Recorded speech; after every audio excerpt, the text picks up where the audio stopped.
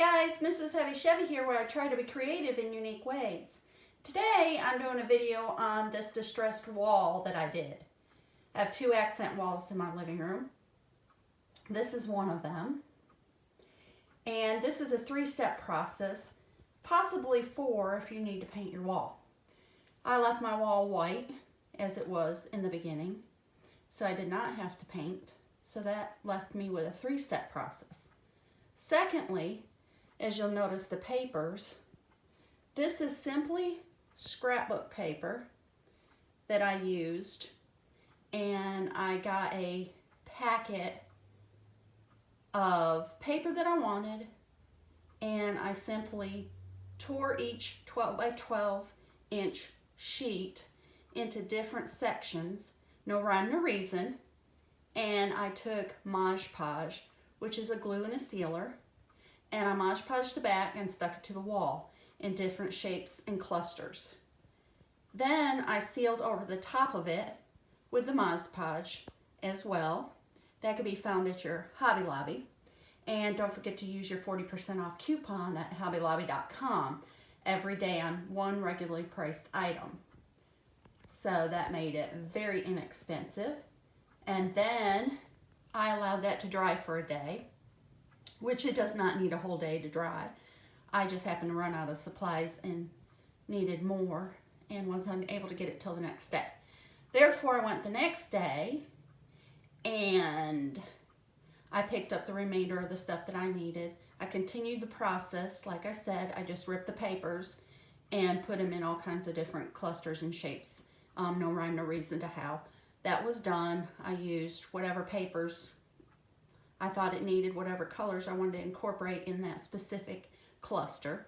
And I did not put it in any particular way. They just went every which way. And then I took the white paint, because my wall was white. You'd want to use whatever color your wall is that you're looking to distress. And I went around the edges of all the paper with the white and over the top of it to mute the color. Some places you'll notice it's lighter and some places it's darker. That's how I wanted it to look. And then as a third step process, I got an 80 grit sandpaper and I just roughed up the walls. All over the place, just roughed up the walls. And that gave the background a distressed look that went with the paper so that the wall didn't look new and the paper look old.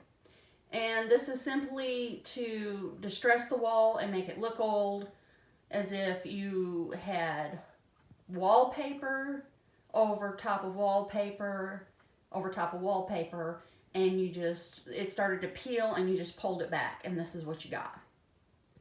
And I really like how this turned out. Like I said, this is a very large room in my living room. So I have two white walls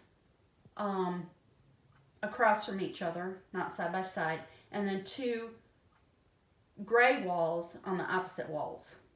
And it's sort of a muted